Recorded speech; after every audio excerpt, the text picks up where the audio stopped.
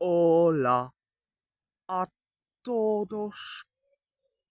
On va en parler sur le match entre la Colombie contre le Portugal dans le groupe K de la Coupe du Monde 2026.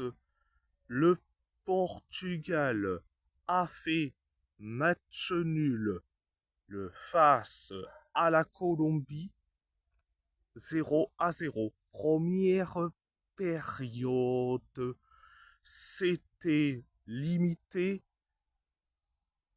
La Colombie s'est créé que deux occasions. Nous, on s'est créé que une seule occasion. Pareil pour la Colombie. Pareil pour nous. La Colombie s'est créé que quatre occasions. Nous, on s'est créé que cinq occasions. La Colombie s'est créé que quatre occasions. Nous, on s'est créé que une seule occasion. Pareil pour la Colombie. C'était la première période. La deuxième période, c'était la même chose. Limité. Nous, on s'est créé que une seule occasion. La Colombie s'est créé que deux occasions. Nous, on s'est créé que une seule occasion.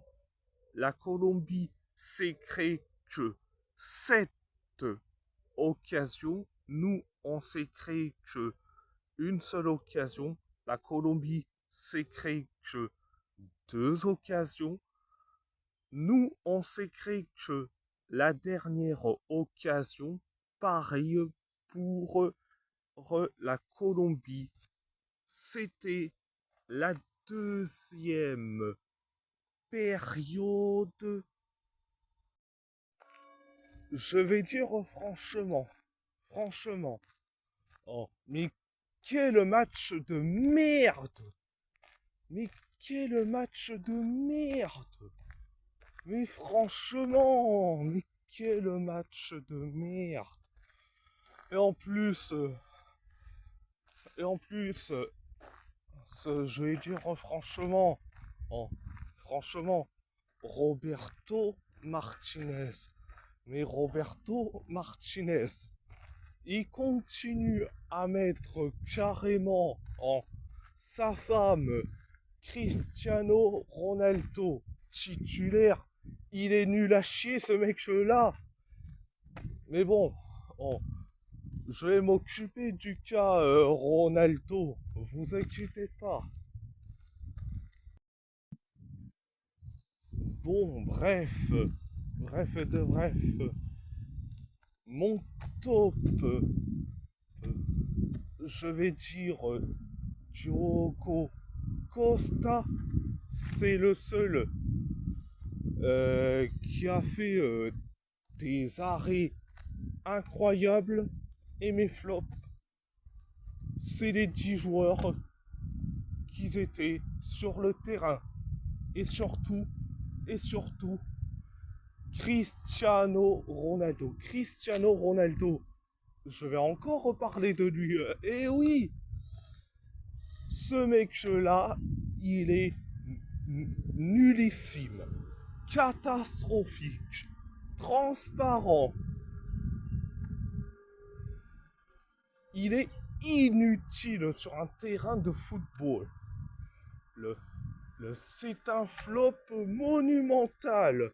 Mais ce mec-là, quand il s'agit des petites équipes, il est capable. Mais malheureusement, quand il s'agit d'une grande équipe, il sert à rien. Et tu me diras que... Je sais que vous allez me dire, il a 41 ans. Oh, il a 41 ans, il est toujours fort. Non, mais Il a 41 ans, oui, ok, mais il est nul à chier. Et, et vous allez me dire, le débat entre Messi et CR7. Non, mais sérieusement. Oh, il n'y a plus de débat entre Messi et CR7. Mais il y a un débat entre Zico et Ronaldo de qui sera le plus nul. Le, qui sera le plus nul en attaque. Et notablement, et notablement en, en sélection nationale. Edin Dzeko, oh, c'est carrément en d'une nullité totale avec la Bosnie sur les 3 derniers matchs. Mais Ronaldo, c'est pire que Dzeko. Et pourtant, oh, il faisait son fanfaron concernant Ronaldo. Il faisait son fanfaron en disant oui, je suis le plus fort, j'évolue dans une ligue où il y a de la compétition. Non, t'évolues dans un championnat amateur, petite merde que tu es. Et, et au moins, Dzeko, il ne dit pas qu'il est en deuxième division allemande et qu'il a fait remonter Schalke 04 en Bundesliga. Il dira jamais ça. Ah. Pourquoi? Parce que ce mec-là, il est humble, contrairement à Ronaldo. Donc, je suis désolé si je devrais faire ce petit débat entre Dzeko et Ronaldo, mais je suis obligé. Et c'est plus ce débat-là qu'on doit se diriger, et non sur un débat Messi-Ronaldo. Oh, Messi-Ronaldo, il est déjà terminé depuis décembre 2022. Il faut lancer ce débat entre Dzeko et Ronaldo. De qui sera le plus nul en sélection nationale lors de ce mondial et surtout, qui sera le plus humble parmi ces deux avant-centres. Et surtout,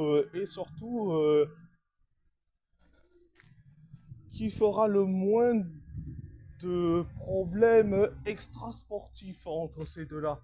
Dzeko, c'est une seule fois. Ah. Et c'était à la l'AS Roma, où il était souvent en retard et que Paolo Fonseca l'a retiré et le brassard de capitaine. Au moins, Fonseca, il a fait quelque chose, ce que beaucoup n'arrivent pas à faire, c'est retirer le brassard de capitaine à, à des mecs qui sont problématiques. Mais Fonseca, il a fait à Dzeko. Et pourtant, Dzeko, il, il a fait que une seule problème extra sportif. Et après,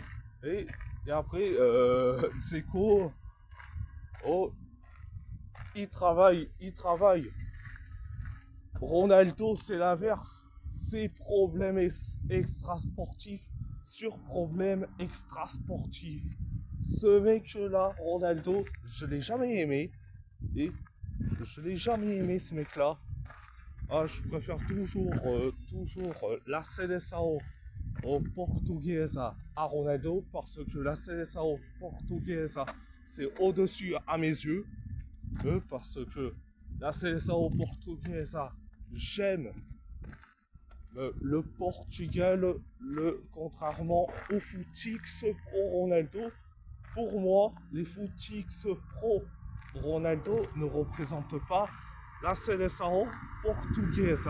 Ils représentent plus un problème que autre chose. Vous voulez que je dise quoi? Ah, que que je dois faire des éloges sur lui. Non, je suis pas obligé. Et si je dois faire des éloges, c'est envers un Diogo Costa pour ses arrêts. Et pour ses arrêts phénoménales. Que pour un mec nullissime qui, qui enchaîne problèmes extrasportifs sur problèmes extrasportifs. Malgré qu'il soit milliardaire comme pas possible. Bon, bref de bref. De toute façon, la CSAO portugaise, à mes yeux, c'est au-dessus. Et Ronaldo, c'est en dessous. Et oui. Et oui. Et tu t'appelles Cristiano Ronaldo ou Bruno Fernandes, je m'en fous royalement. Oh, mais, mais le drapeau, l'institution et la CSAO portugaise, c'est au-dessus. C'est au-dessus de n'importe quel joueur, y compris les grands joueurs. Même Eusebio ne fait jamais le quart de ce que CR7 fait actuellement. Et à l'époque, dans les années 60, Eusebio fait beaucoup mieux que CR7 actuellement. Et pourtant, Eusebio, c'est troisième du mondial le 66. Et pourtant, ce mec-là est malheureusement en sous-côté. Parce que, pourquoi? C'est parce que on préfère un mec qui est surcoté à mort. Qui est toujours en activité, toujours en Saudi Pro League. Mais bon, bref de bref. Et si la vidéo vous plaît, abonnez-vous à ma chaîne YouTube, likez, commentez si vous avez envie ou pas. C'est votre choix. C'est votre choix. À part ça, je vous laisse et merci beaucoup. Muito obrigado et força Portugal.